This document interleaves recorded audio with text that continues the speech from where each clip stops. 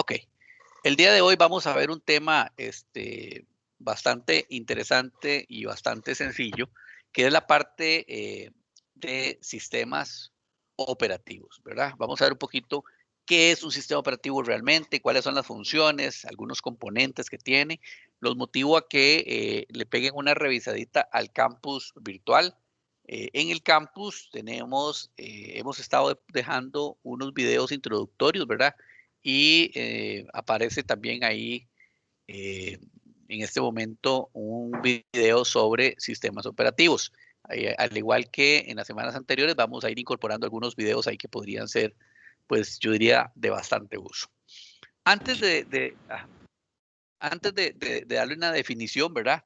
Es importante que tomemos en cuenta que básicamente muchos de nuestros dispositivos, ¿verdad? Por no decir todos, tienen siempre un sistema operativo. Y yo digo no todos, ¿verdad? Porque podría ser que haya algún dispositivo particular que por alguna razón no vaya a tener un sistema operativo. Cuando hablo de que no tiene un dispositivo, un sistema operativo, por ejemplo, un hub, ¿verdad? Más adelante vamos a ver qué es un hub para los que no lo conocen, pero es un dispositivo, por ejemplo, de comunicaciones y no cuenta con un sistema operativo, por lo menos no el hub tradicional, ¿verdad? Puede ser que exista alguna variante en el mercado que por alguna razón en particular se le haya incorporado un sistema operativo, pero básicamente, normalmente, en condiciones, repito, normales y estándares, no vamos a encontrar ningún hub, por ejemplo, con sistema operativo, ¿verdad? Hay diferentes tipos de sistemas operativos o marcas, ¿verdad? Podemos encontrar sistemas operativos, por ejemplo, de la Apple, como el iOS. Podemos encontrar sistemas operativos de Microsoft, ¿verdad? Todas las versiones que hemos ido conociendo. Hoy por hoy con Windows 10. Recordar un poquito ahí también y más adelante, aparte de lo que vamos a hablar, hoy vamos a comentar un poquito también algunas implicaciones que tiene desfasarse o instalar sistemas operativos que ya están en desuso o con faltas de actualizaciones, ¿verdad? Porque sencillamente tal vez desarrollador, perdón, ha considerado o tomado la decisión de sacarlo de producción. Entonces, también eso es importante. Bueno, evidentemente, algunos celulares, sí, celulares, dispositivos móviles, ¿verdad? Tabletas, celulares, etcétera, etcétera, con sistemas operativos Android. De hecho, hoy tenemos incluso relojes inteligentes, ¿verdad? Con sistemas operativos. Hay pantallas de,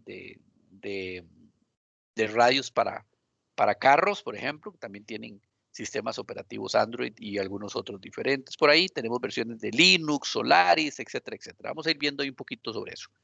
Bueno, como esta diapositiva nos lo indica, ¿verdad? Un sistema operativo es el software, hay que decirlo así, ¿verdad? Tal vez es el más o uno de los más importantes que vamos a encontrar dentro de nuestro computador. El sistema operativo es el que gestiona, ¿verdad? Y gestiona y coordina y lleva a cabo, por ejemplo, todo el intercambio de recursos dentro de nuestro equipo, ¿verdad? Es el intermediario, es el interlocutor entre mi hardware y mi usuario final, ¿verdad? Pero hay que decirlo así. Entonces, siempre hago una observación. Cuando nosotros eh, pensamos que estamos enviando nosotros a imprimir algo, pues realmente lo que le estamos es solicitando a nuestro sistema operativo que por favor nos facilite las características, ¿verdad? O las comodidades que tiene una impresora para poder nosotros extraer un documento, un archivo, una foto, etcétera, etcétera, ¿verdad? Entonces, al final, nosotros de una u otra manera no interactuamos realmente con la impresora, sino que más bien le decimos al sistema operativo que él sea el que interactúe con la impresora. Entonces, básicamente es nuestro sistema operativo es el que va a controlar, ¿verdad? Todas las operaciones de nuestro computador o nuestro equipo. Es el que coordina, como por acá lo dice, ¿verdad? Y dirige todo lo que se llaman los servicios, ¿verdad?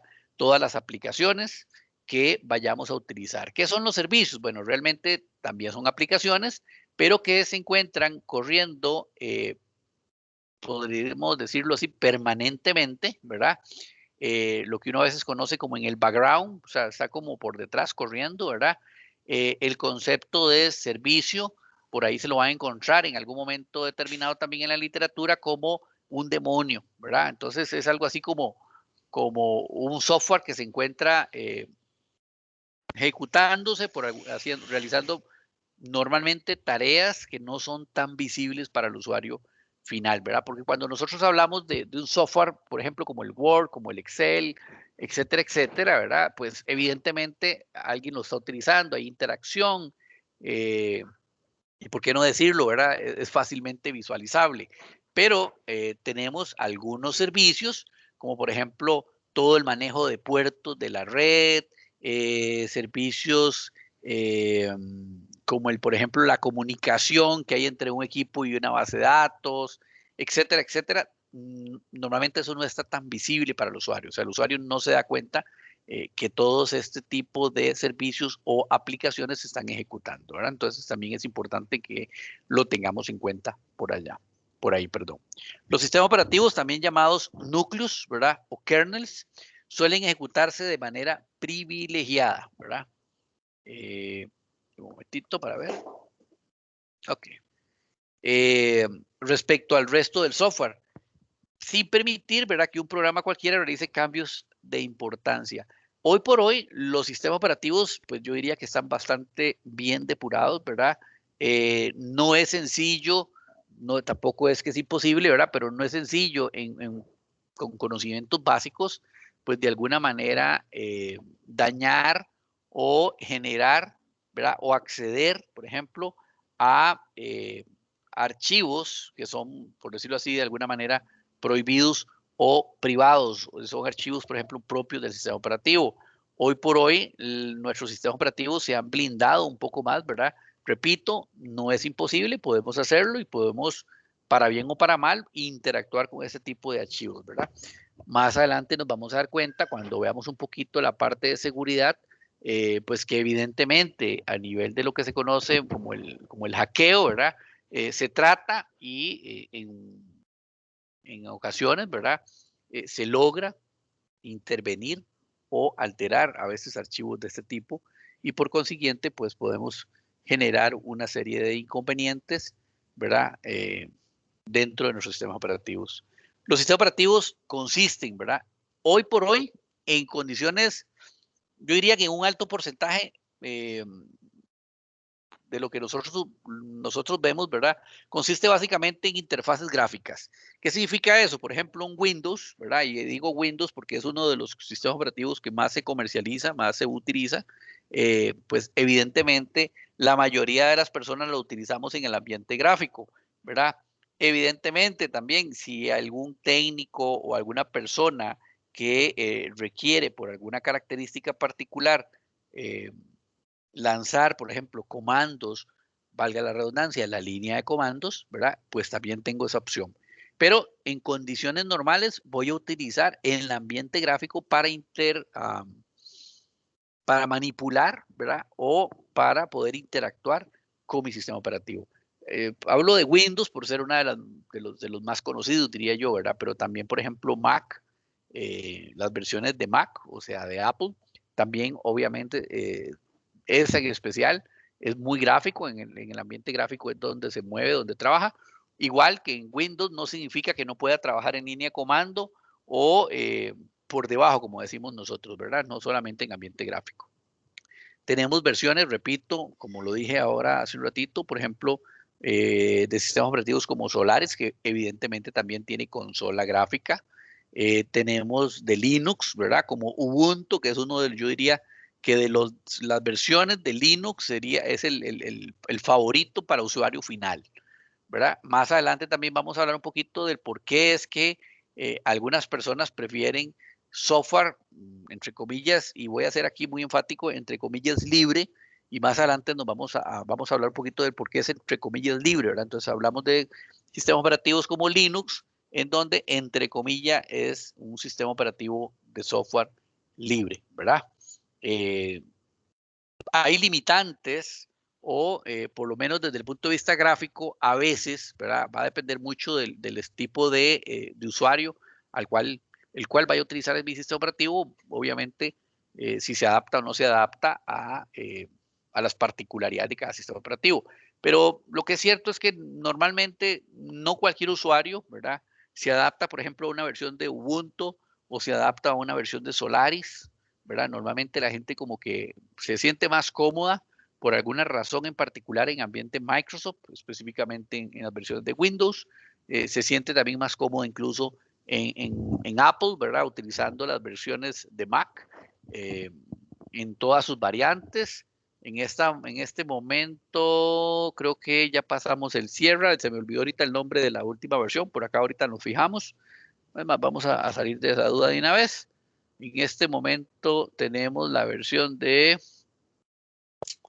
ok, Big Sur se llama la versión de Apple actual, ¿verdad? La última, la que acaba de salir. Entonces, eso es importante también que vayamos sabiendo que tenemos diferentes tipos de sistemas operativos. ¿Hay alguna pregunta hasta aquí o algún comentario que deseen hacer sobre el sistema operativo? No, perfecto, claro. Ok, perfecto. Es importante que nosotros conozcamos, ¿verdad? Que en definitiva tenemos diferentes sistemas operativos. Ahora, la pregunta que normalmente nos hacemos cuando no tenemos muchísima experiencia en la parte de tecnología es, ¿cuál sistema operativo utilizo? Y la respuesta es sencilla y a la vez no es tan sencilla. Normalmente voy a utilizar el sistema operativo que se adapte a mis necesidades, a mis requerimientos y yo diría también algo mucho más importante que a veces nos saltamos, ¿verdad? A mis capacidades. Esas capacidades se llaman capacidades evidentemente de uso y económicas, ¿por qué no decirlo, verdad? ¿Por qué? Porque, por ejemplo, si yo quisiera utilizar un ambiente de Mac, ¿verdad? Ya vimos que la última versión Big Sur. Entonces, bueno, ahí no me queda de otra que utilizar una Mac para que se funcione de la forma adecuada. Evidentemente, alguien me podría decir en este momento, bueno, profe, yo puedo virtualizar en un Windows, por ejemplo, o en un VMware, un sistema operativo de Mac. Sí, yo puedo hacerlo, ¿verdad? Pero podría ser que no se tome mayor relevancia o en su defecto, como las teclas del hardware tal vez no coinciden de lleno, ¿verdad? En una máquina que esté hecha o diseñada para correr otros tipos de sistemas operativos, pues tal vez no tendría así como un valor agregado. ¿Por qué hago esta observación? Porque el otro día alguien me decía, bueno, es que yo no tengo Mac, pero me gusta trabajar en el ambiente Mac. Entonces, pues existe la posibilidad de que genere en una máquina virtual, ¿verdad? Una copia o a a nivel lógico, ¿verdad? Una virtualización. Es posible, ¿verdad? Evidentemente, también tenemos las versiones de Linux.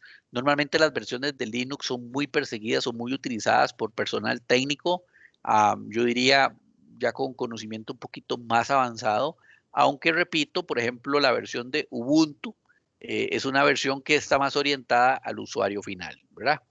Eh, bueno, además de eso, digamos que tenemos todo lo que es de Microsoft, ¿verdad? Ya amplia experiencia, creo, en el mundo Microsoft, la mayoría de las personas, con y sus benefactores y malefactores, diría por ahí alguien también, ¿verdad? Hay, como toda tecnología, tiene sus cosas buenas y tiene sus cosas malas.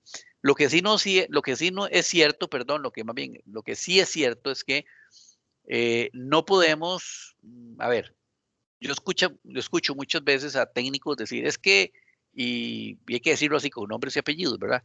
Microsoft es una cochinada. Entonces la pregunta al millón de colones es, bueno, ¿por qué o qué criterio tengo yo para decir que es una cochinada? Bueno, es que es vulnerable. ¿Verdad? Una vez asistí yo a una charla y alguien dijo en una charla, es que Microsoft, el sistema operativo de Microsoft es muy vulnerable. Se levantó el expositor, agarró la computadora, le dio control al delete, la bloqueó y le dijo a la persona, bueno, le regalo la computadora si me lo desbloquea aquí. No pudo desbloquearlo. Entonces, claro, eso significa que probablemente no tenga los conocimientos y a eso es lo que quiero que lleguemos. Si yo tengo los conocimientos, tengo la capacidad, probablemente mi sistema operativo, llámese Windows, llámese Linux, llámese Mac, etcétera, etcétera, puede ser vulnerado, ¿verdad? Porque en este momento todos tenemos claro que no hay nada 100% invulnerable, ¿verdad? Pero es eso, requiero tener conocimiento, tener claridad de los conceptos y todo se resume en eso, en conocimiento, ¿verdad? O sea, ¿cómo hago yo para poder hackear un sistema operativo? No es sencillo, ¿verdad? Sencillo decirnos, meternos a internet, buscar una herramienta, ¿verdad? Buscar un exploit y ejecutarlo en una máquina y ver cómo esa máquina literalmente explota o la reventamos y listo para contar. Pero ahí no hay conocimiento, ahí lo único que hay es la capacidad de agarrar una herramienta y ejecutarla para que haga un daño, en este caso en particular, ¿verdad? Entonces, eh, para que también vayamos teniendo un poquito de cuidado con lo que hacemos. Ahora, y aquí también hago observaciones. Muchas de las personas, especialmente al inicio, ¿verdad? Somos muy, nos gusta estar experimentando, no hay nada malo en eso, ¿verdad? En particular, a veces nos llama la atención, por ejemplo, cómo traernos abajo un sistema operativo y por consiguiente es normal, es natural que empecemos a buscar perdón, en la internet, ¿verdad? Material, software, etcétera, etcétera, que nos permita hacer eso. Pero hay que tener mucho cuidado, porque normalmente cuando bajamos software que puede generar este tipo de situaciones o este tipo de características, ¿verdad? Normalmente venimos con premio, como dicen.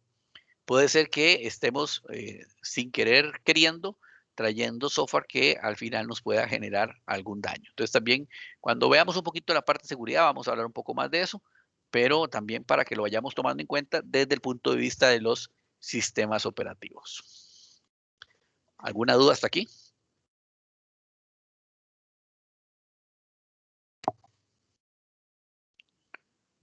De momento no, profe.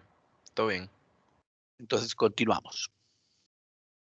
Bueno, al igual que el hardware, ¿verdad? Al igual que los lenguajes de programación, que más adelante vamos a hablar un poco más de ello, los sistemas operativos también han ido evolucionando, han tenido algunas generaciones. Se dice que hoy estamos en la sexta generación de los sistemas operativos. Ojo con esto, que no es la sexta generación de nuestras computadoras, ¿verdad? Entonces, también tengamos en cuenta eso y tengamos un poquito ahí de cuidado. Es la sexta generación de nuestros sistemas operativos.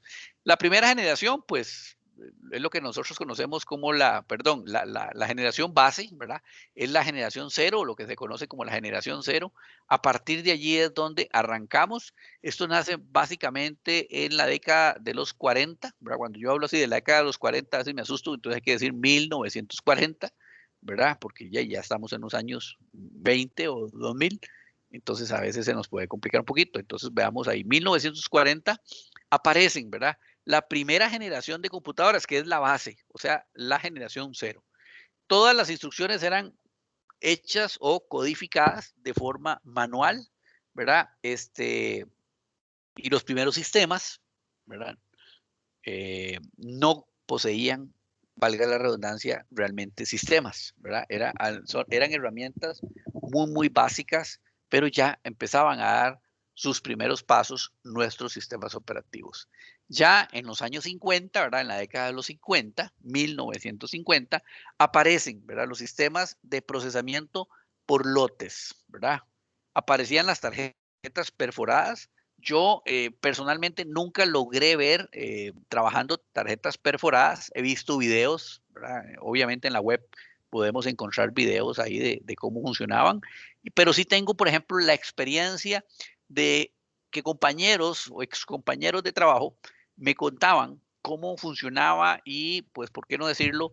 Algunas situaciones que se presentaban. Entonces, por ejemplo, me decían una vez, mira, yo tuve que ir a procesar, por ejemplo, toda la planilla de una empresa X un día de pago, ¿verdad? Entonces llevaba el montón de tarjetas y de pronto cuando abrí la puerta donde procesábamos las tarjetas, donde procesábamos las tarjetas, se me cayó y eran 300 tarjetas, ¿verdad? Y cuando cayeron desordenadas. Y por razones obvias podemos imaginar que todo este proceso era ordenado, ¿verdad? Era secuencial. Entonces, si teníamos 300 o 400 tarjetas, teníamos que ejecutarlas desde la 1 hasta las 400, hasta la 400, ¿verdad? En ese orden. Evidentemente, si yo iba por la 100 y de pronto metía la 98, la 99, ¿verdad? Ya había pasado su oportunidad, pues evidentemente podría generar o iba a generar una serie de errores, ¿verdad? Entonces también esto es importante. Desde el punto de vista del sistema operativo, en todos los años 50 empiezan a aparecer, ¿verdad? Todo el tema de tarjetas perforadas. Apareció una primera versión de lo que sería el sistema operativo, ¿verdad? En los años 50.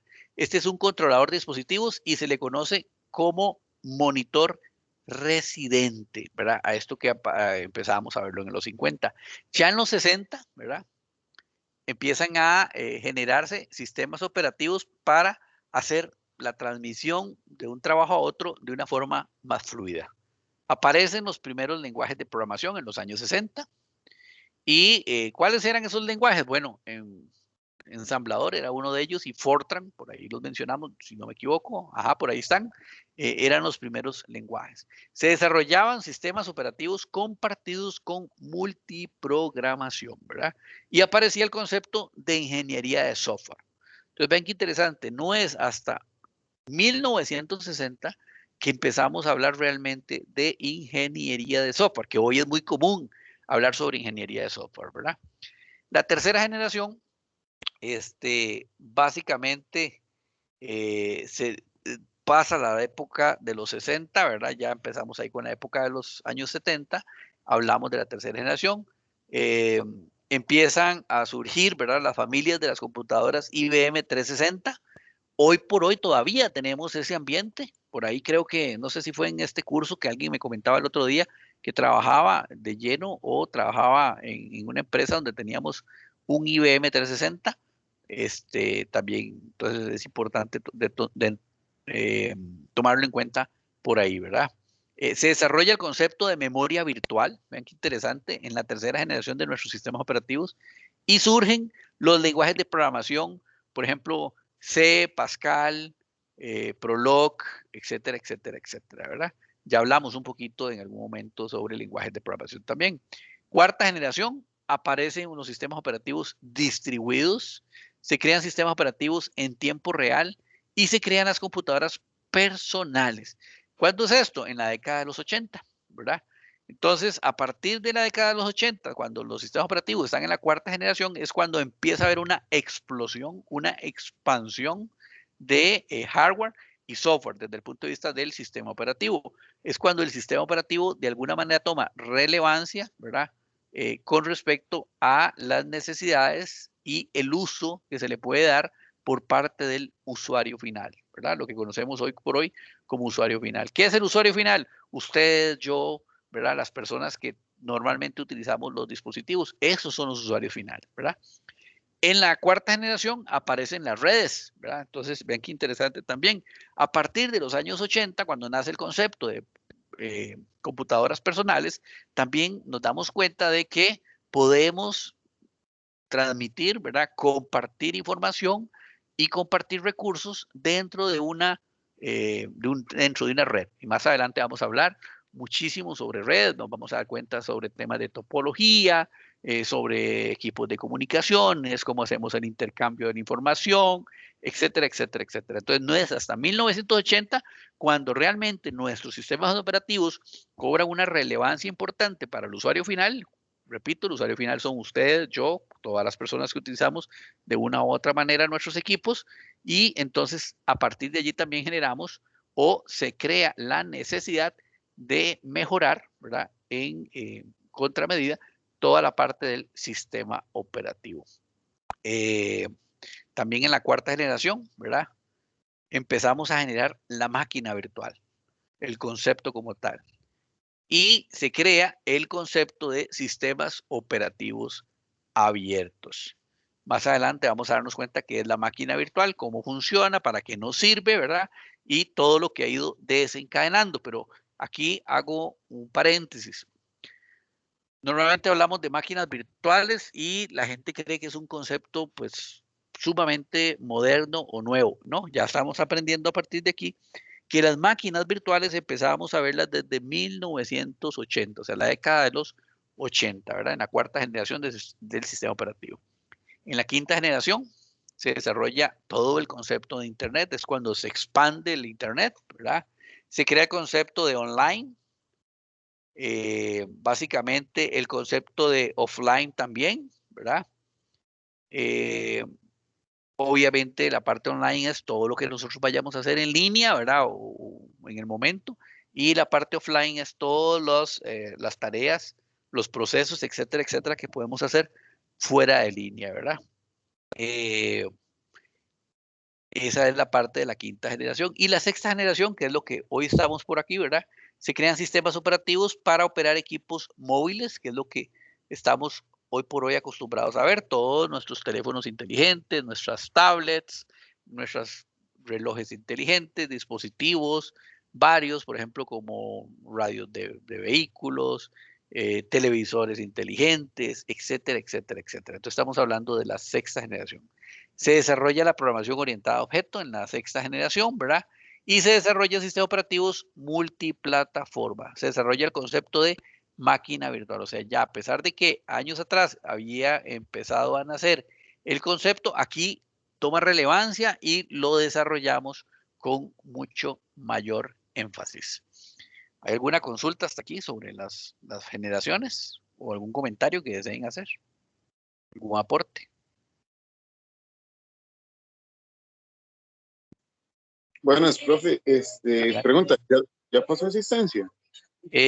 Yo siempre Al final, sí. recopilo, recopilo al final, pero también durante la clase lo hago en varios momentos. Lo hago al inicio, lo hago ahí como en el break y ahí voy haciéndolo. Recopilo durante la clase en varios momentos la asistencia. Eso lo hago Ok, automáticamente desde Teams.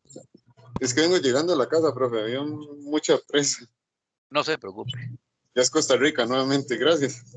Costa Rica nuevamente, tiene razón. Profe, vieras que yo tengo una pregunta acerca de la asistencia, ahora que lo menciona el compañero.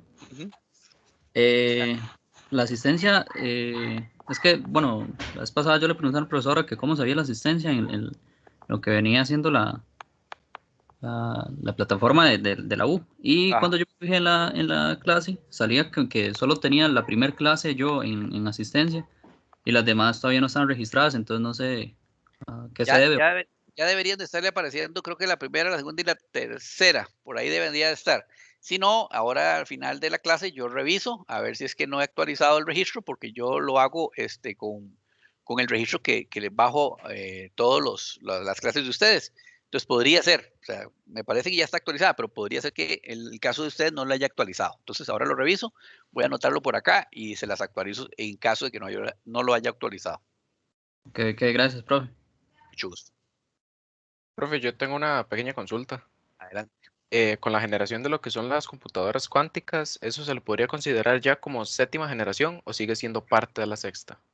Mira qué interesante. Tuve una pequeña conversación precisamente con una hija mía. Ahora estaba tomando un café y ella está empezando a estudiar sistemas en un colegio, en un técnico.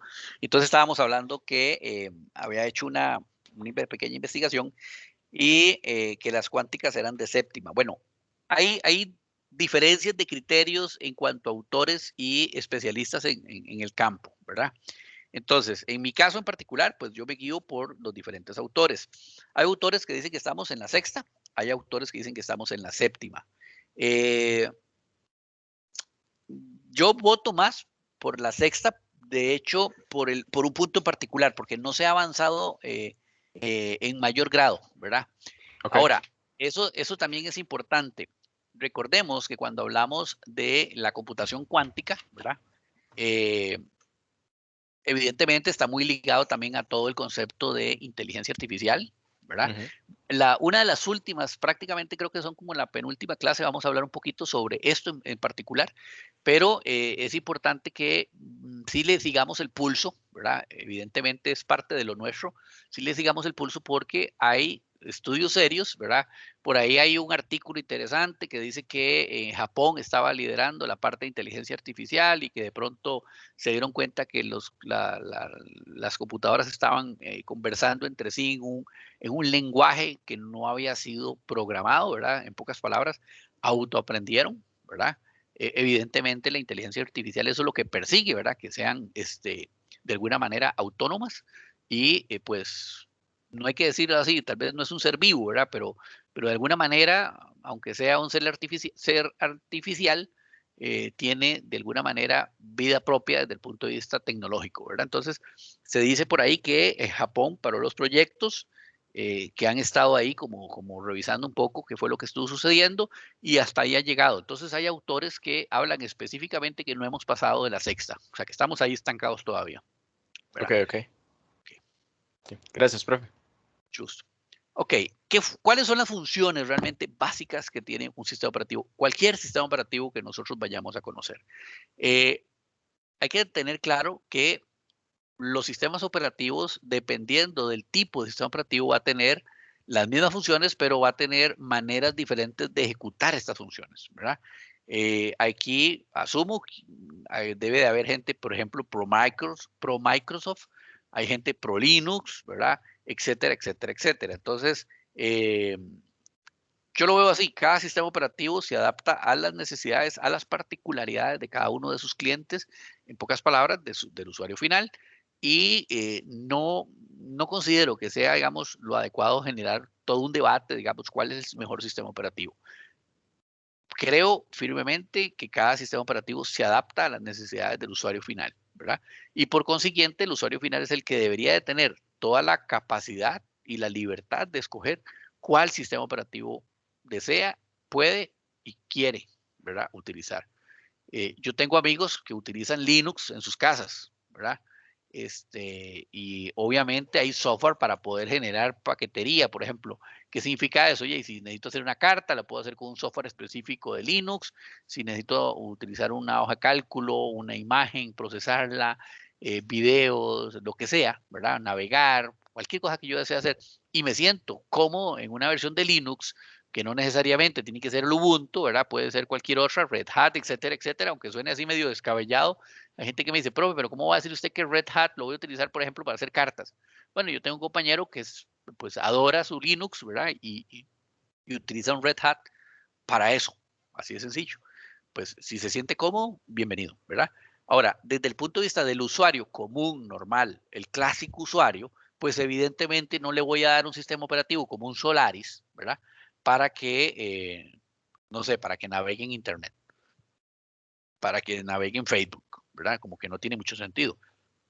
Yo diría, tenemos otros sistemas operativos que se adecúan más en cuanto a la facilidad del mismo al usuario final. ¿Cuáles son? Bueno, hay sistemas operativos que están más fundamentados, yo diría que han invertido mayores recursos para poder desarrollar de una mejor manera tal vez el ambiente gráfico y estos ambientes que son pues Microsoft y son Mac, ¿verdad? Entonces, normalmente el usuario final, repito, el usuario común, estándar, normal, va a preferir mucho estos ambientes, ¿verdad? Por razones obvias. Bueno, las funciones básicas de todos los sistemas operativos, básicamente la número uno sería gestionar la memoria, ¿verdad? De acceso aleatorio y ejecutar aplicaciones designando los recursos necesarios que vayan a requerir estas aplicaciones. ¿Cuáles van a ser esos recursos? Bueno, hay memoria, ¿verdad? Disco, procesador, etcétera, etcétera. Recordemos que el sistema operativo realmente es el interlocutor, ¿verdad? Entre mi hardware y mi software, pero mejor aún, entre el hardware y mi usuario, ¿verdad? A través del software, evidentemente. Administra el CPU, ¿verdad? Gracias a un algoritmo de programación. Direcciona todas las entradas, ¿verdad? Y las salidas de los datos. Obviamente a través de los drivers, ¿verdad? Por medio de periféricos de entrada y salida. ¿Eso qué significa? Bueno, va a administrar o direccionar cualquier cosa que yo desee poder ingresar a mi máquina o extraer de mi máquina. ¿Utilizando qué? Utilizando los controladores o driver para poder interoperar de una forma adecuada con mi hardware. Llámese impresoras, teclados, monitores, mouse, etcétera, etcétera, ¿verdad? Lectores, cualquier cosa. Administran la información para el buen funcionamiento de la PC y dirige las autorizaciones de uso para los usuarios. ¿Qué quiere decir esto? También tiene que ver todo el tema de seguridad dentro de mi equipo, ¿verdad? Todo el tema de seguridad lo controla mi sistema operativo y administra toda la parte de archivos, ¿verdad? Entonces, más adelante también vamos a ver ahí que cuando nosotros formateamos, por ejemplo, un dispositivo de almacenamiento, tenemos que tomar en cuenta que existen diferentes formatos que utilizamos para poder, evidentemente, administrar mis archivos. Entonces, el sistema operativo administra los archivos desde ese punto de vista, ¿verdad? ¿Alguna pregunta o alguna consulta o algún comentario que deseen hacer hasta acá? No, señor. Ok, perfecto, entonces. Bueno, las características, ¿verdad? Es el intermediario, lo que estábamos hablando, entre el usuario final y el hardware. Es necesario para el funcionamiento de todos los computadores. Sin sistema operativo, un computador pues no puede funcionar, una tableta, un teléfono inteligente no funciona. O me brinda todas las características o debería brindarme todas las características de seguridad y protege, ¿verdad?, a todos los programas y obviamente también el acceso a los archivos que nosotros tenemos almacenado en nuestros diferentes dispositivos. Está diseñado en buena teoría, ¿verdad?, para ser amigable con el usuario y fácil de usar. ¿Y por qué digo en buena teoría? Porque podría ser que para, por ejemplo, un usuario en particular, una versión en Linux, pues no sea tan amigable. Pero esa misma versión puede ser amigable para una persona que tenga un conocimiento un poquito más elevado en cuanto a la administración y el manejo del sistema operativo, ¿verdad? Entonces, normalmente técnicos que trabajan en redes, trabajan mucho con la parte de Linux, se adecúan, se acostumbran mucho a trabajar con la parte de Linux, programadores, gente que trabaja, por ejemplo, en procesamiento de datos, etcétera, etcétera, ¿verdad? Puede ser que sea una manera amigable, ¿verdad? Y no necesariamente eso mismo va a ser amigable, por ejemplo, para una ama de casa o una persona que se encuentre trabajando con un poquito menos de conocimiento. Permite definitivamente administrar de una manera eficiente todos los recursos del ordenador. Cada uno de nuestros sistemas operativos administra de una forma diferente los diferentes recursos. ¿Qué significa eso? Por ejemplo, Windows administra la memoria de una forma diferente a como la administra Linux o como la administra Solaris, ¿verdad? Entonces, tenemos que siempre tener en mente esta situación. La mayoría de los sistemas operativos, bueno, requieren de un pago de una licencia, ¿verdad?, para su uso. A veces no nos gusta, ¿verdad? Seamos honestos, a veces no nos gusta, pues, tener que cancelar o pagar un determinado monto por el uso, ¿verdad? Por el derecho de uso de este tipo de software. Pero bueno, alguien lo tuvo que haber desarrollado y yo creo que a nadie le gusta trabajar pues de gratis, ¿verdad? Por lo menos no creo que esa no es la naturaleza o la idea de las personas. Entonces es importante que también lo consideremos, que lo tomamos en cuenta. También es cierto que a veces no nos gusta pagar o retribuir económicamente por el uso de alguna herramienta. O sea, todavía algunas personas consideramos o consideran, ¿verdad?, que de alguna manera el software es esto tiene un nombre, es un aporte a nivel mundial, el conocimiento, digamos, debería ser público. Entonces, mucha gente dice que no tenemos por qué pagar por software porque deriva del conocimiento público, ¿verdad? Sin embargo, bueno, en contramedida, pues evidentemente esto es generado a partir de un esfuerzo y como tal, pues debería ser remunerado, ¿verdad? Ese es un tema que es un poquito complicado.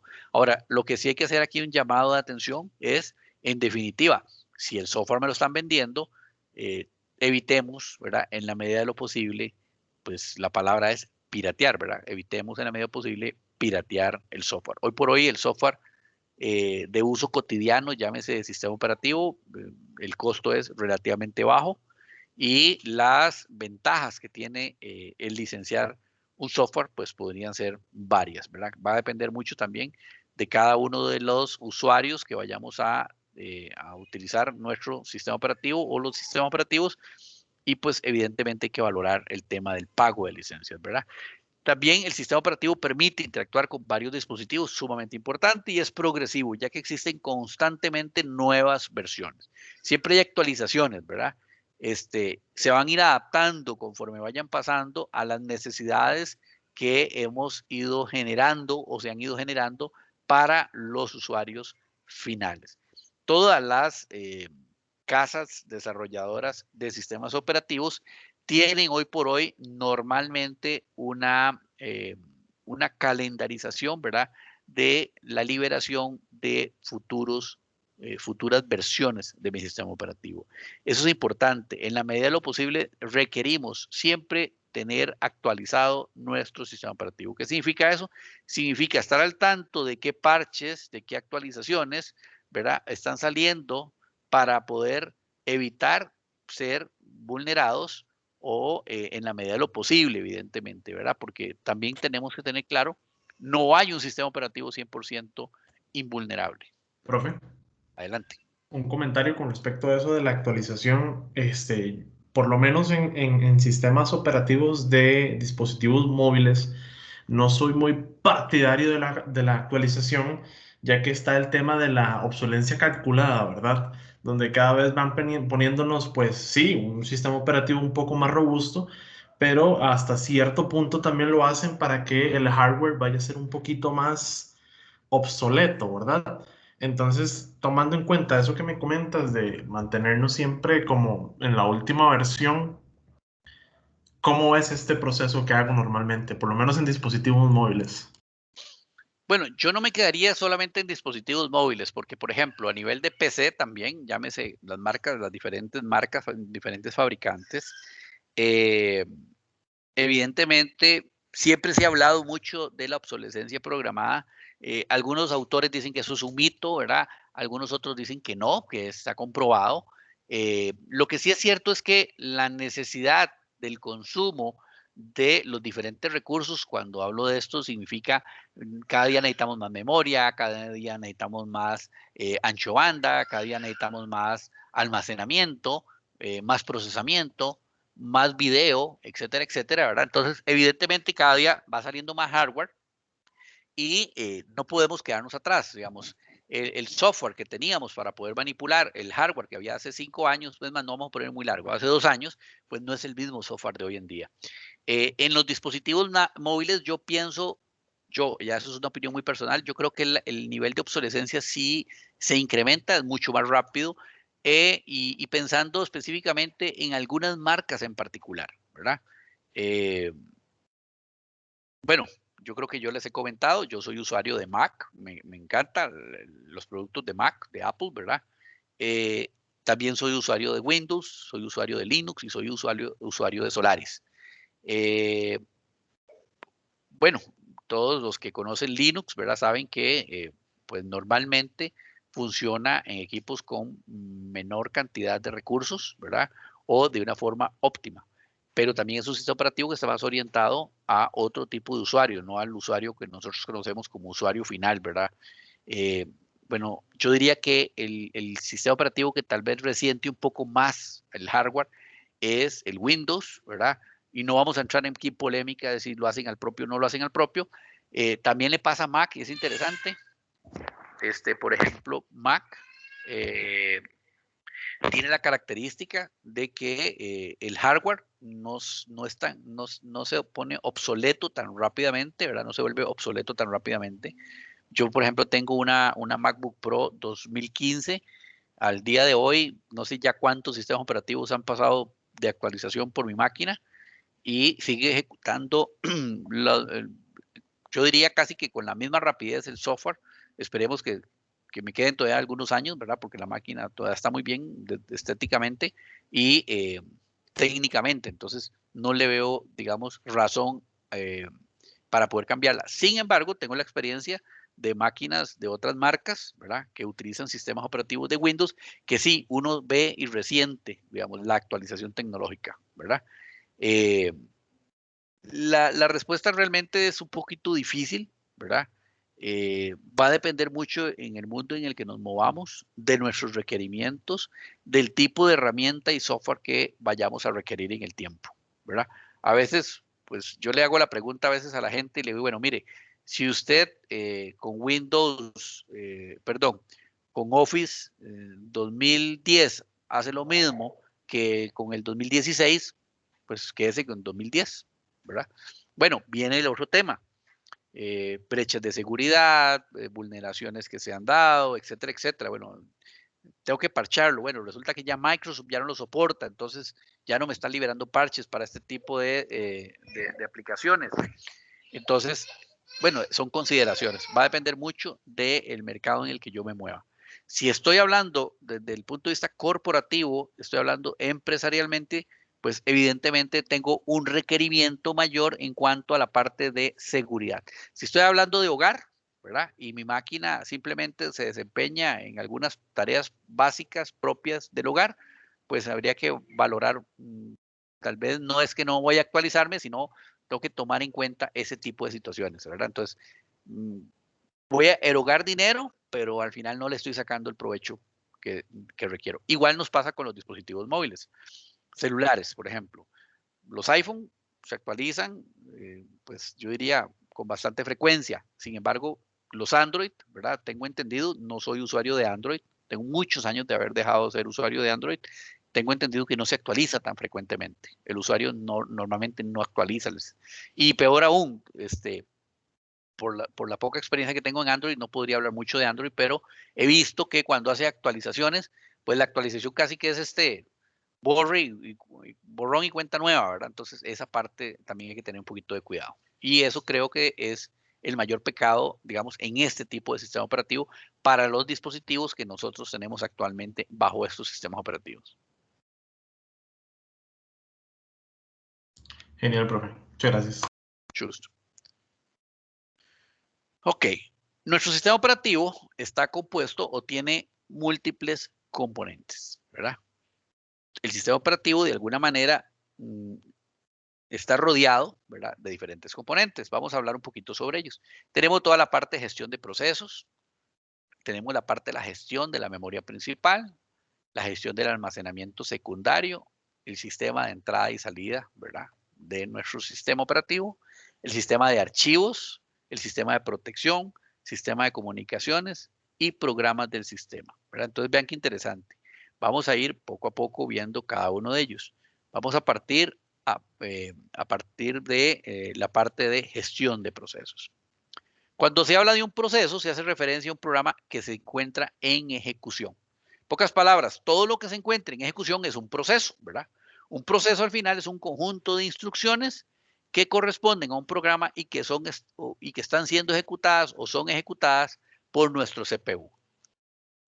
Es un programa, en un programa, ¿verdad?, se pueden ejecutar o no varios procesos diferentes.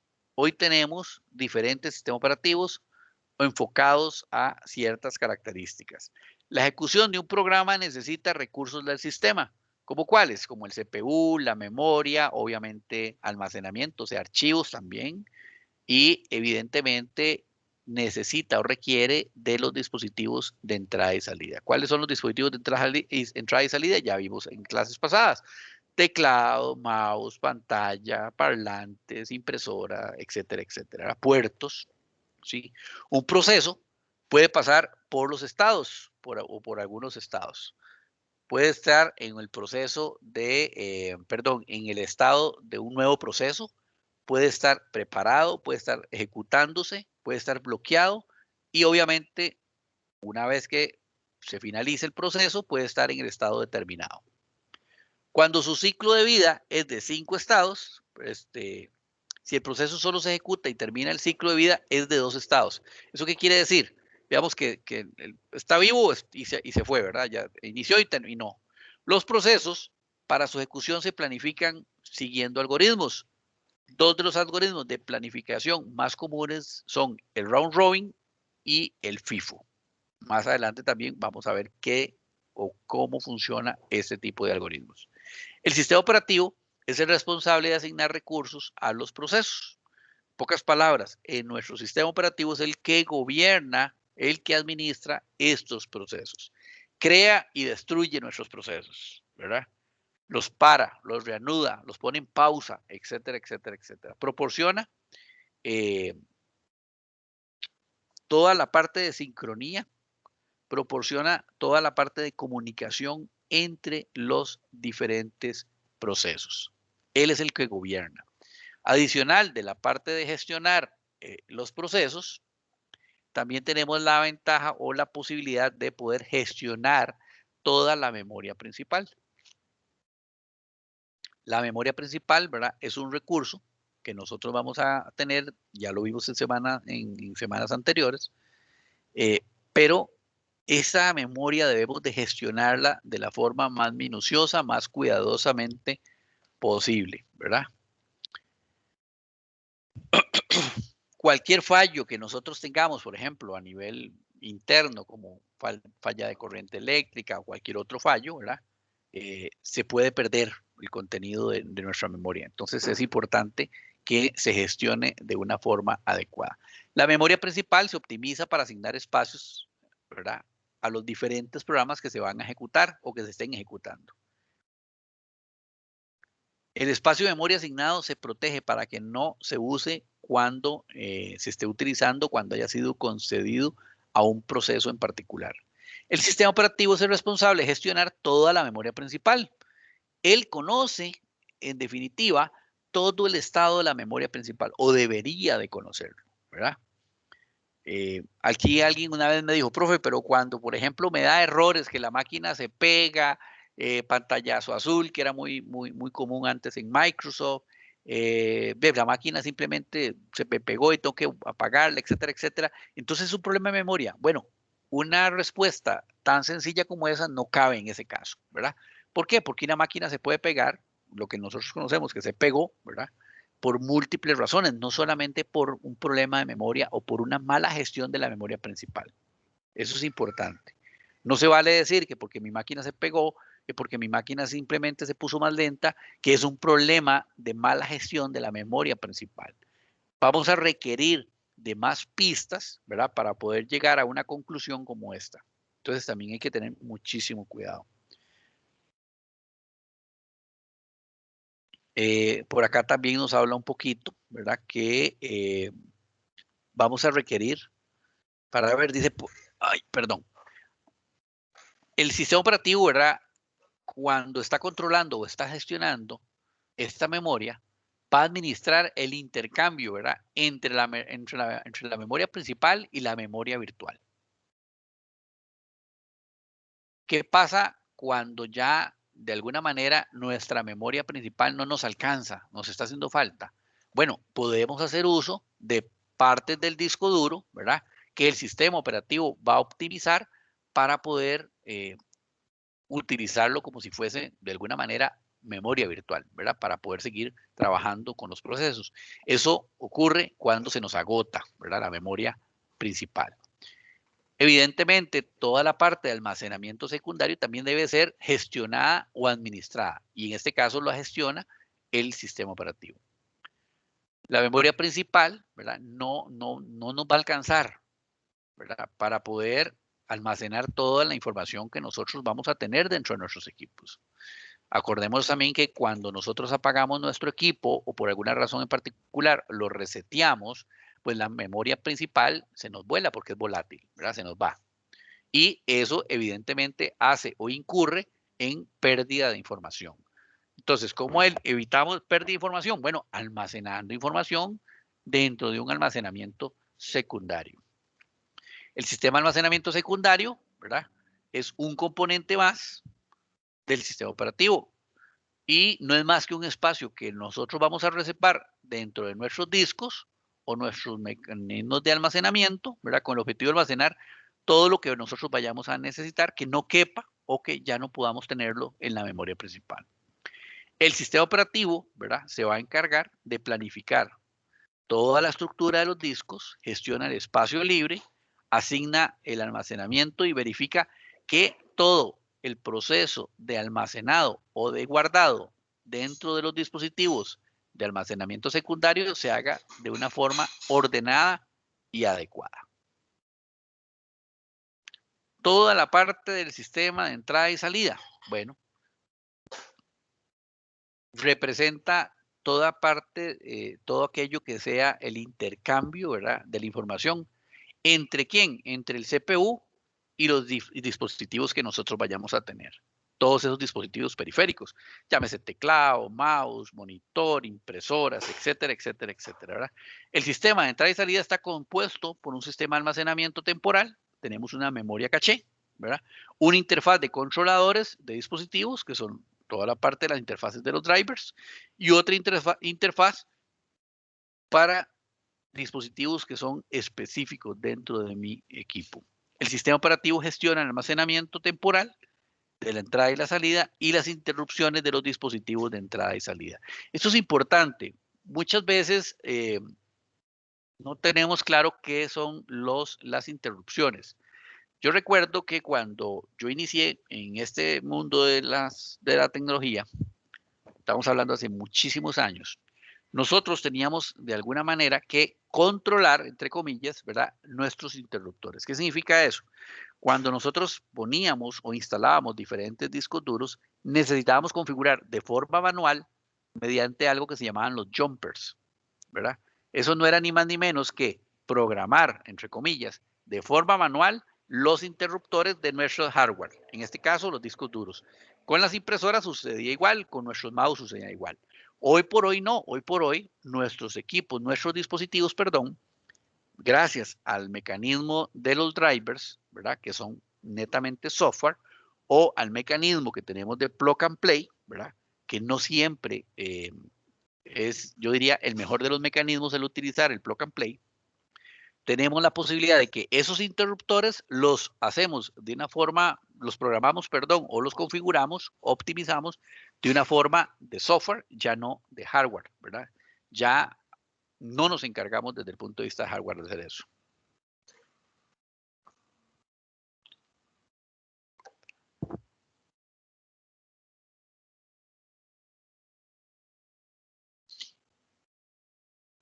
Bueno, cuando hablamos de archivos, ¿verdad? Alguien también tiene que administrarlos. El sistema operativo nos administra, ¿verdad? O tenemos un sistema de archivos.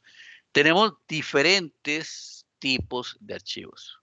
Va a depender mucho del sistema operativo que estemos utilizando. Algunos de los más famosos, NTFS, ¿verdad? Los FAT32, el exFAT, que está muy utilizado el día ahora, a partir de ahora, por ejemplo, hace algún tiempo. ¿Para qué nos va a servir para el exFAT?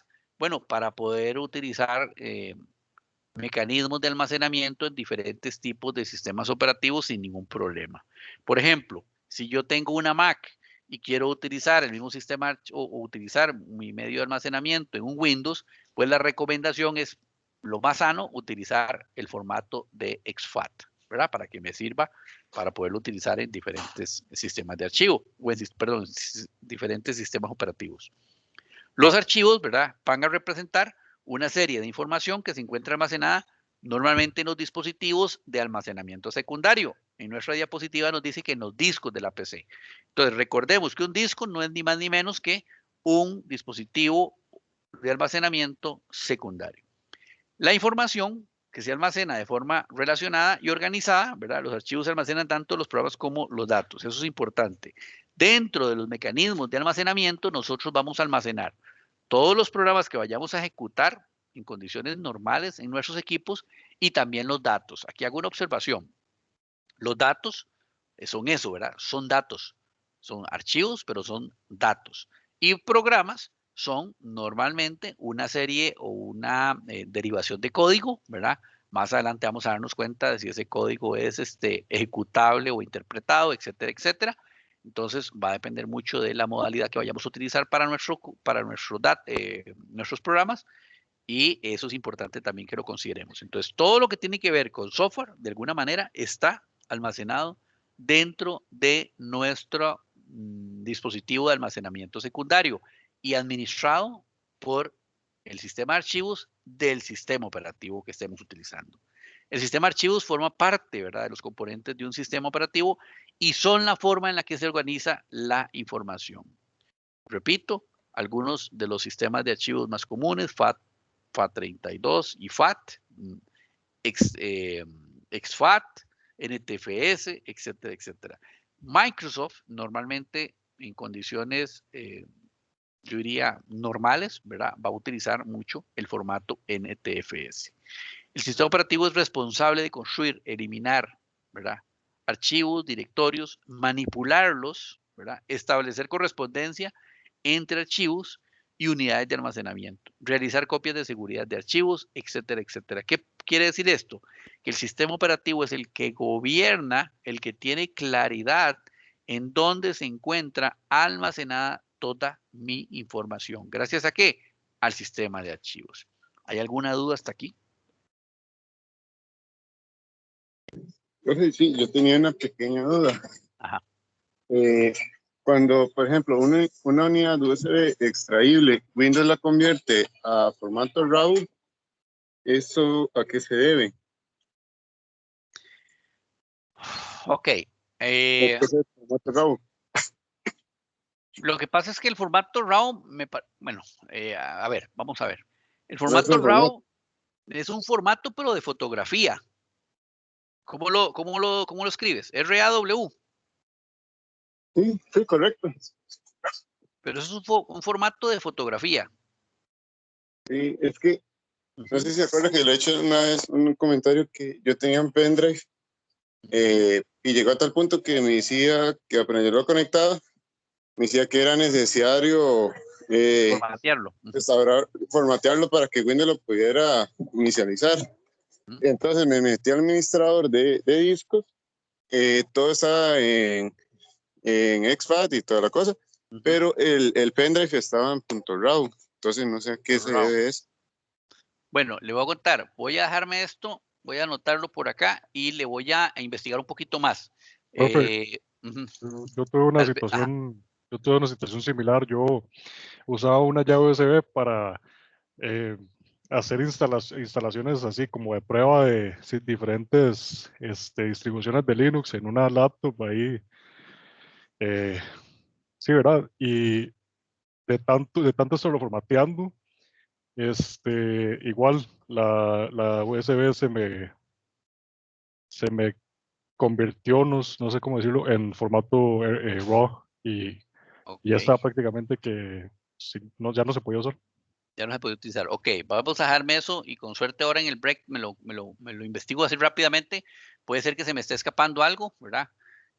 Por ahí, pero por ejemplo, el formato RAW lo conozco desde el punto de vista de fotografía, que realmente es un formato, tal vez no es no es la parte de sistemas operativos, pero que es un formato, eh, lo que le llaman fotografía en crudo. ¿Qué significa eso? Por ejemplo, ciertos dispositivos, ahora de hecho algunos móviles también permiten utilizar el formato RAW, significa que todo lo que entra por el lente se captura como tal, ¿verdad? No hay de alguna manera interpretación entre comillas, ¿verdad? Ese es otro tema, pero no hay entre comillas interpretación y en la fotografía se capta dentro del sensor, ¿verdad? Tal y como es, o la imagen, no hablemos de fotografía, la imagen se capta como tal y como es. Eso le permite a una persona en un postprocesamiento eh, adecuarla a sus necesidades.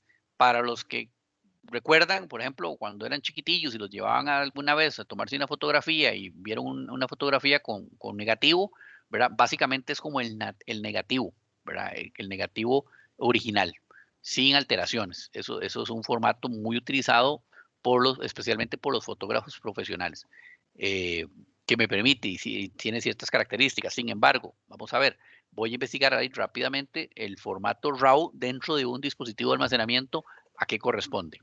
Normalmente, independientemente de si yo he formateado un equipo o estoy utilizando un sistema de archivos NTFS, FAT, exFAT, existe la posibilidad, ¿verdad? Como cualquier otro hardware que vaya a fallar en el tiempo, ¿verdad? No recordar nada más acá que no podemos de alguna manera a ciencia así como a ojos cerrados, ¿verdad? Confiar en un dispositivo pues que de alguna manera, por qué no decirlo, ¿verdad? Su costo es ínfimo hoy por hoy, ¿verdad?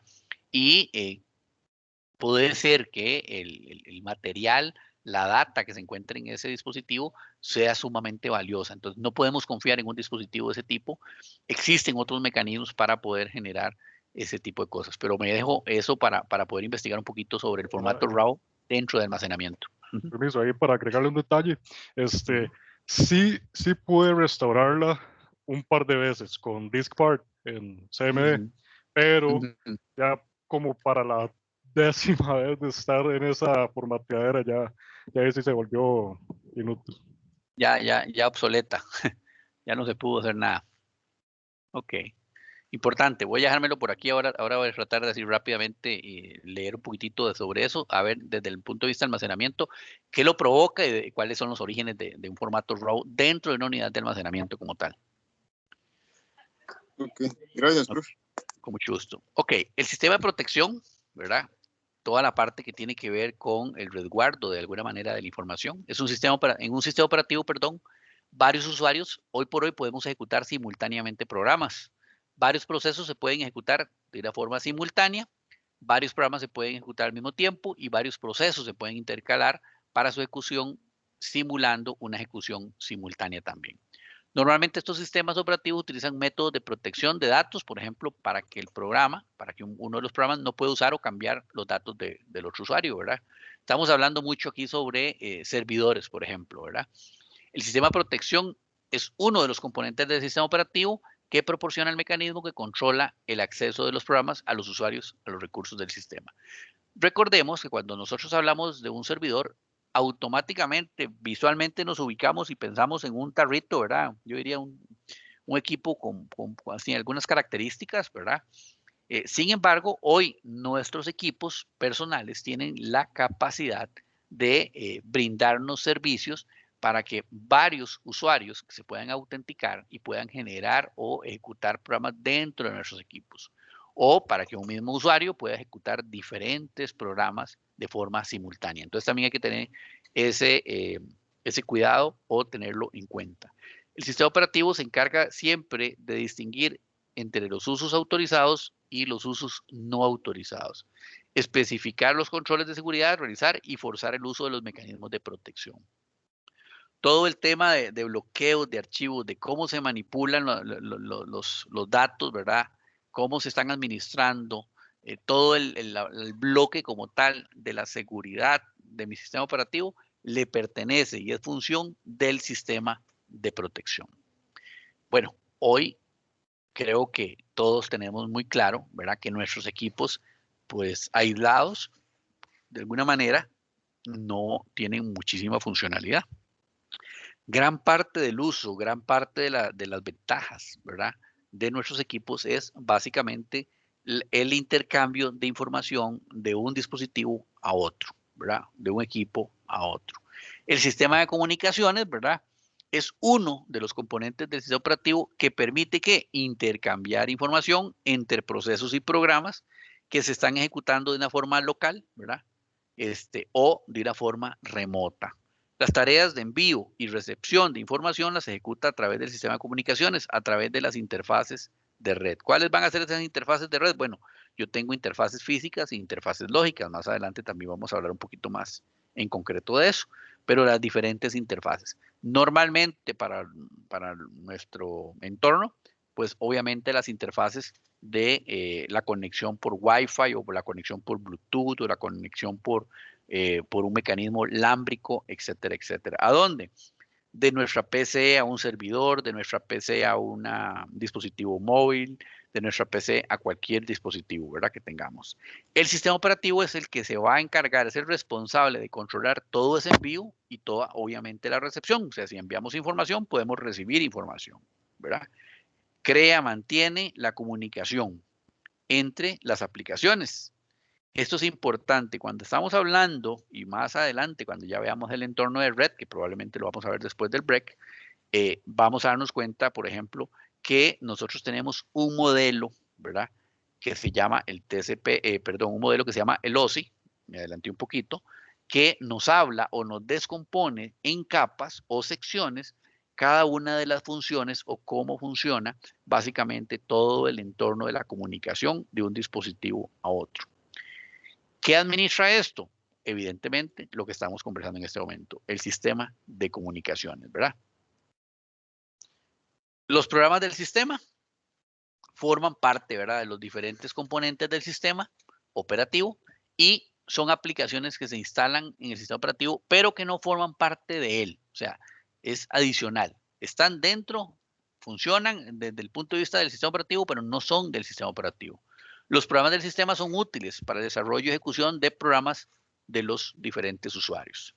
Las tareas que realizan los programas del sistema son la manipulación, la modificación, ¿verdad? De todo lo que tengamos que ver a nivel de archivos, la información del estado del sistema, por ejemplo, toda esta parte del Task Manager, ¿verdad? Toda la parte que le brinda el soporte a los diferentes lenguajes de programación y a la parte de comunicaciones. Y recordemos que el sistema operativo siempre se va a encargar de gestionar las diferentes tareas que realizan los diferentes programas de nuestro sistema. Hay muchos sistemas, programas de sistema, ¿verdad? Por ejemplo, va a depender mucho de la versión del sistema operativo que tengamos, pero hay programas de sistema que me administran la temperatura del equipo, que me están monitoreando la red, que me controlan los diferentes procesos o servicios que se estén ejecutando, etcétera, etcétera, etcétera, ¿verdad? Bueno, hay una parte que me gestiona todos los diferentes recursos que tengo a nivel de hardware, ¿verdad? A nivel de PC. Una PC está formada normalmente por el hardware y por el software, ¿verdad? ¿Eso qué significa? Hay una simbiosis. El hardware se relaciona con los componentes físicos y el software con los programas y el sistema operativo, que es lo que estuvimos viendo también semanas atrás. Para que una PC pueda realizar las tareas solicitadas por el usuario, vamos a ir requiriendo la asignación de diferentes recursos. ¿Quién nos va a servir? ¿Quién nos va a brindar estos recursos? Pues el sistema operativo.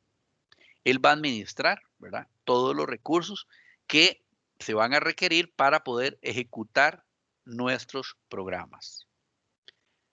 El sistema operativo administra la unidad central de procesamiento, ¿verdad?, CPU, los dispositivos de entrada, la memoria principal, la memoria RAM, los discos o memorias virtuales, los procesos o programas en ejecución y en general todo, absolutamente todos los recursos que estén disponibles en el sistema, ¿verdad?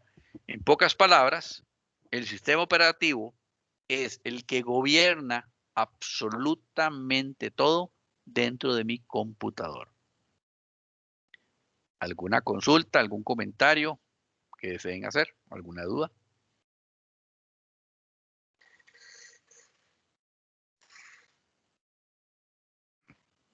No de momento, profe. Todo bien. Okay, todo bien entonces. Ok, recapitulando un poquito. Nosotros tenemos diferentes tipos, diferentes empresas desarrolladoras de sistemas operativos. El sistema operativo al final se encarga de gobernar, de administrar, ¿verdad? Y de administrar los recursos, los diferentes recursos que yo tenga dentro de mi equipo. ¿Cuáles van a ser esos recursos? Almacenamiento, memorias, especialmente la parte RAM, la memoria virtual, ¿verdad? La administración de dispositivos de entrada y salida, se va a encargar de administrar toda la parte de la parte de seguridad, la parte de administración de los archivos, ¿verdad? Cómo almaceno información, cuál es el esquema del archivo que estoy utilizando, etcétera, etcétera, etcétera. Es el interlocutor, ¿verdad?, entre el usuario final y mi hardware. Yo no puedo interactuar directamente con mi hardware en condiciones normales. Requiero utilizar un sistema operativo o solicitarle al sistema operativo que me asigne recursos, funciones, tareas, etcétera, etcétera. Tengo diferentes software dentro de mi máquina que son administrados y manipulados gracias al sistema operativo. Recapitulando una vez más, tengo diferentes marcas o desarrolladores. Tengo software de software libre, sistemas operativos de software libre. Tengo sistemas operativos de paga, ¿verdad? O sea, lo que se conoce como licenciamiento. Hoy por hoy tenemos sistemas operativos orientados a la red. Tenemos sistemas operativos orientados a la nube. Tenemos diferentes sistemas operativos para diferentes dispositivos móviles. Tenemos también que considerar que nuestro sistema operativo o el sistema operativo que pueda yo utilizar debe ser el adecuado para las necesidades del usuario. No es lo mismo una ama de casa, una persona que se encuentra trabajando en una ferretería, que un técnico que atiende, por ejemplo, o que brinda soporte técnico en una empresa tecnológica. Eso quiere decir que diferentes sistemas operativos tienen diferentes usos o posibilidades de explotación, ¿verdad? Claro, hay sistemas operativos que de alguna manera se adecúan a muchísimos entornos en particular. Las grandes clases comerciales, bueno, los sistemas operativos de Microsoft, los sistemas operativos de Apple, todas las versiones de Linux, ¿verdad? Tenemos las versiones de Solaris, tenemos versiones para mainframe, sistemas operativos para mainframe como MSP, por ejemplo, AS400 y 390, en las versiones de IBM. Tenemos otros fabricantes, tenemos sistemas operativos que se pueden ejecutar y deben ejecutarse, por ejemplo, en los dispositivos de comunicaciones, en los dispositivos móviles tales los teléfonos, las tablets, los relojes inteligentes. Ahora tenemos, por ejemplo, toda la parte de domótica que requiere de una u otra manera que los dispositivos tengan un pequeñito sistema operativo que los controle, etcétera, etcétera, etcétera. Al final, el sistema operativo es la base de toda nuestra tecnología.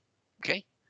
Más adelante vamos a ver, bueno, voy a proceder aquí a ver un poquito sobre algunas consideraciones de mi momentito de el sistema operativo de Windows en particular.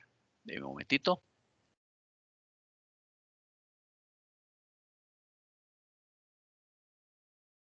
Ok, yo en este caso en particular, ¿estás viendo mi pantalla?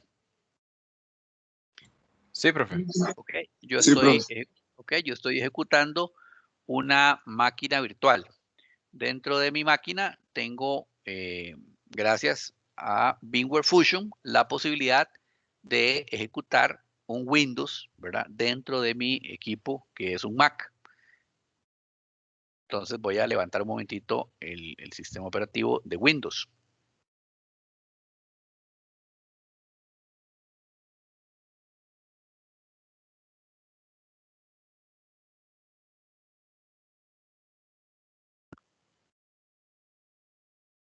Valga la oportunidad. Por ejemplo, esta máquina virtual tiene algunas características. Esta máquina virtual tiene la capacidad de navegar en Internet libremente, tiene la capacidad de instalar cualquier software que yo vaya a requerir, ¿verdad? Tiene algunas consideraciones, como lo pueden ver por acá.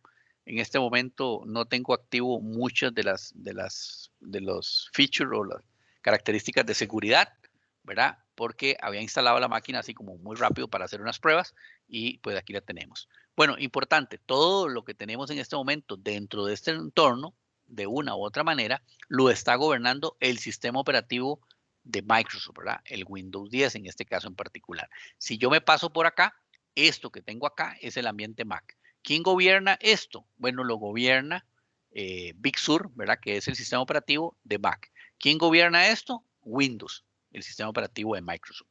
¿Qué puedo encontrar aquí? Diferentes tipos de cosas. Por ejemplo, este Task Manager es muy útil, ¿verdad? ¿Por qué? Porque este Task Manager me puede decir, por ejemplo, cuáles son los procesos que se están ejecutando en este momento en el background. En pocas palabras, los servicios.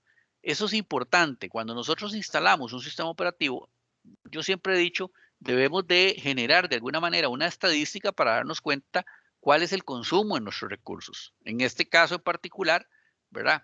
Yo tengo cierto consumo de porcentaje de mis recursos en cuanto al CPU, a la memoria, al disco, cuánto me está consumiendo de red, cuánto me está consumiendo, por ejemplo, el consumo de la batería, etcétera, etcétera, etcétera, etcétera. ¿Verdad? Entonces, si yo tengo claro esto y puedo, digamos que monitorearlo de alguna manera, pues me estoy dando cuenta si mi sistema operativo está o no está en condiciones óptimas, ¿verdad? Entonces, por ejemplo, vean qué interesante. Por acá me dice que el uso de la batería, ¿verdad? En el caso de toda la parte de VMware, o sea, toda la parte de virtualización, pues me consume bastante batería. Y esto es muy interesante, ¿por qué? Porque vamos a poder determinar que cada vez que yo levante una virtual dentro de este equipo en particular, evidentemente va a incrementar el uso o el consumo de mi batería.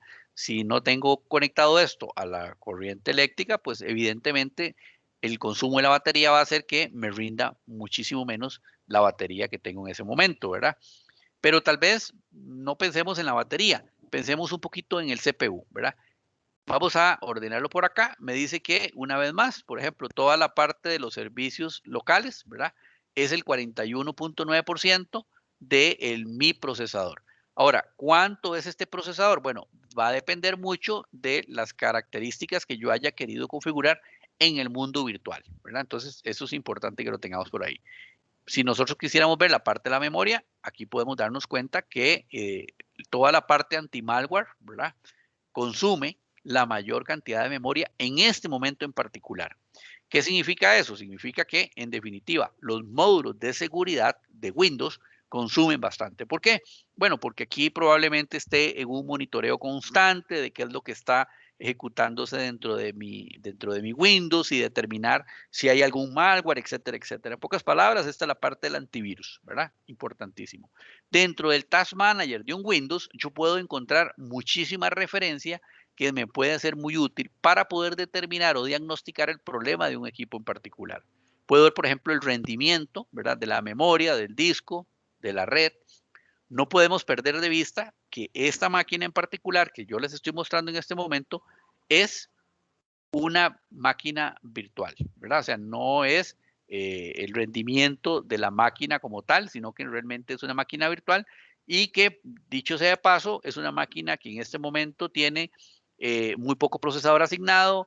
Si no me equivoco, apenas tengo 2 gigas asignado de memoria, entonces, y un disco muy pequeñito, ¿verdad? Un disco como de 50 gigas, o un espacio, perdón, del disco duro de 50 gigas. Es algo muy pequeñito, entonces, por consiguiente, podríamos pensar que, claro, el CPU está siendo consumido en exceso, ¿verdad? La memoria, bueno, precisamente aquí lo dice, la memoria nos dice que tenemos básicamente 2 gigas en este momento y que tenemos el 50% en uso. El disco, ¿verdad? Que es un disco de estado sólido, pues prácticamente no está siendo consumido y tenemos apenas 4.4 megabits por segundo siendo consumidos de nuestra o estar transmitiendo a través de nuestra red. También podemos ver un poquito sobre el historial, ¿verdad? De todas las aplicaciones que se han estado ejecutando. Podemos ver cuáles son las aplicaciones que se inician una vez que nosotros hacemos el startup. También nos damos cuenta, por ejemplo, cuáles son los usuarios que se encuentran logueados en ese momento y cuál ha sido la rutina que tenemos. Algunos otros detalles ahí específicos, ¿verdad? De servicios que tenemos por ahí, o de tareas o procesos, y podemos también determinar cuáles son los servicios que se encuentran utilizándose en este momento en nuestro equipo, ¿verdad? Cuáles están detenidos, cuáles están en pausa, cuáles están ejecutando, para qué me sirve cada uno de estos servicios. Esto es importante que nosotros lo tengamos claro y hago un recorrido por esto porque sé que algunos compañeros no tienen el mismo camino recorrido, ¿verdad? Desde el punto de vista técnico o desde el punto de vista tecnológico.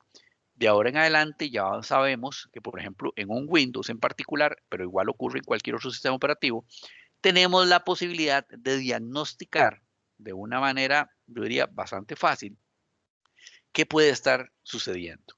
Por ejemplo, yo puedo venir y determinar acá cuáles son los servicios que realmente están ejecutando en mi máquina.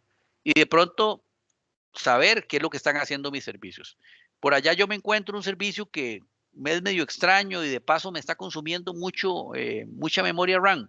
Bueno, busco qué es ese servicio y probablemente me doy cuenta que es un troyano, que es un malware que está instalado dentro de mi equipo y por consiguiente me está, además de generando otra serie de daños, consumiendo recursos de una forma innecesaria, ¿verdad? Entonces, vean que una pequeña aplicación como el Task Manager o el administrador de tareas me puede brindar, yo diría, información sumamente valiosa para poder diagnosticar posibles problemas dentro de mi máquina y obviamente también optimizar algunas consideraciones. Si de pronto yo me doy cuenta que acá tengo un servicio que de alguna manera pues no lo estoy utilizando por ninguna razón, pues puedo también deshabilitarlo. Cuando ustedes, por ejemplo, instalen en alguna medida vaya a ser necesario instalar, por ejemplo, un SQL Server o una versión de Oracle un servidor de FTP, etcétera, etcétera, y de pronto no lo necesitan constantemente, pueden venir acá y ponerlo en pausa, ¿verdad? Entonces, eso es importante. Si yo vengo por acá, yo lo puedo pausar. Más adelante hay otra opción ahí donde podemos empezar a ver algunas cosas interesantes y podemos terminarlo, ¿verdad? Podemos darle prioridades, etcétera, etcétera. Hay muchas cosas que podemos desde acá determinar y yo diría optimizar para el mejoramiento continuo de nuestros equipos. ¿Alguna duda, alguna consulta sobre esto? Sí. No, profe, yo lo que hago en veces es, cuando me veo al setup, deshabilito todas las aplicaciones o algunas de las aplicaciones de Microsoft, porque se levanta el Teams, se levanta el OneDrive, se levanta el Skype y todo eso, más el boteo del sistema operativo y se trabaja la máquina. Entonces ya con eso se ayuda un poquito más. Correcto, lo que usted acaba de decir, ¿verdad? Por ejemplo, ve aquí, el OneDrive, en este caso en particular, yo no utilizo OneDrive, sin embargo, por defecto, está funcionando. Entonces, yo podría venir aquí simplemente terminar la tarea, ¿verdad?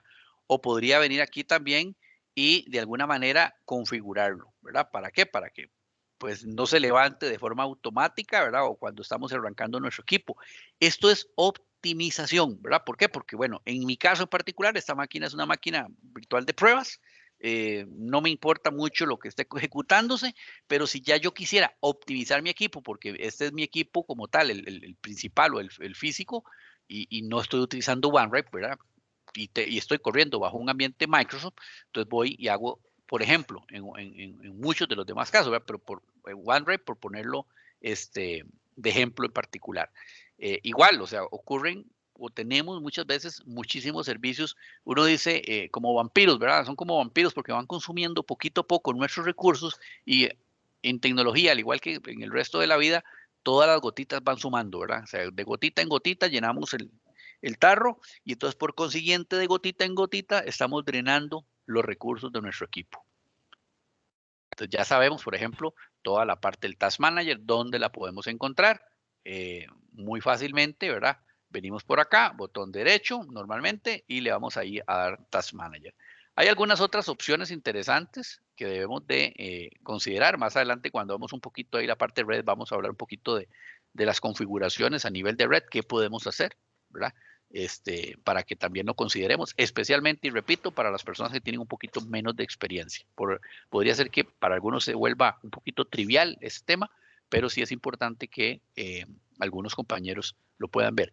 Como para ir finalizando el tema de sistemas operativos, vamos a ver por acá un momentito. Yo tengo la posibilidad, lo que estábamos hablando ahora del tema de los archivos, ¿verdad? Yo podría venir aquí y formatear este disco. Bueno, no específicamente, tendría que buscar ahorita una llavecita. Vamos a ver si la encuentro por acá. Porque quería enseñarles algo así rápidamente. Déjenme para ver. Entre todas las llaves ya se me perdió. Ahora que la encuentre se los enseño. Pero yo podría, por ejemplo, generar a partir de aquí, formatear el disco, darnos la posibilidad de poderlo formatear en diferentes formatos, que es lo que estábamos ahora hablando. En particular tiene un formato de NTFS, ¿verdad? Aquí podemos incluso ver algunas consideraciones desde el punto de vista del disco. Aquí tenemos, ¿verdad? Programas para poder hacer un chequeo de los errores, optimizar, o sea, acomodar más eficientemente, teniendo en cuenta los drivers del disco en particular. No perdamos de vista que esta es una máquina virtual y por consiguiente ese disco duro realmente es un disco virtual, no es el disco físico. Aquí yo, por ejemplo, de estas opciones de las propiedades de mi disco, también puedo decirle quién tiene acceso y quién no tiene acceso, ¿verdad? Y qué tipo de acceso puede tener, que es la parte de la gestión, ¿verdad? De la gestión de seguridad. También puedo ver la gestión de toda la parte física de mi disco. Puedo ver, por ejemplo, la cuota que se puede utilizar. Si hay algunos límites, yo podría llegar y determinar que no voy a permitir, por ejemplo, que mi disco duro se llene más de una cuota o de un espacio particular, ¿verdad? Entonces yo podría decir aquí que voy a habilitar la administración de cuota y le digo básicamente que tengo una serie de espacio mínimo para poder tener en mi disco. Esto es sumamente importante que nosotros lo optimicemos. ¿Por qué? Porque de pronto empezamos a llenar el disco, no nos damos cuenta, pues obviamente el sistema operativo también maneja por defecto alguna cuota y nos va a decir que el disco se está por llenar, pero no es la primera vez que nos encontramos que un disco de pronto tiene, por ejemplo, no sé, 100 megas de espacio y de pronto queremos pasar un archivo y ya no nos deja, por ejemplo, comprimir, etcétera, etcétera, porque ya no tiene el espacio suficiente. También es muy, muy importante este tipo de situaciones o consideraciones para que lo tengan en cuenta desde el punto de vista de la administración del sistema operativo. ¿Alguna duda hasta aquí? Profe, Adelante. ¿hay algo parecido al administrador de tareas en el sistema operativo de Mac? Sí, claro. Cuando regresemos del break, se los enseño rápidamente. Recordemos que cuando nosotros hablamos del sistema operativo, todos los sistemas operativos tienen administración de tareas, ¿verdad? Solaris tiene, Linux tiene, Microsoft tiene y obviamente también Mac tiene. Incluso nuestros celulares tienen. Entonces, lo que a veces no tenemos es como tal, digamos, un software determinado instalado, pero por defecto, prácticamente todos nuestros sistemas operativos ya traen algún utilitario o algún aplicativo que nos lo puede mostrar. Ahora, cuando regresamos del break, me recuerdan y les enseño el de la Mac. ¿Está bien? Son las 7:32, a mí me abusé con ustedes, son 33, perdón, 3 minutos, entonces regresamos dentro de 15, retornamos.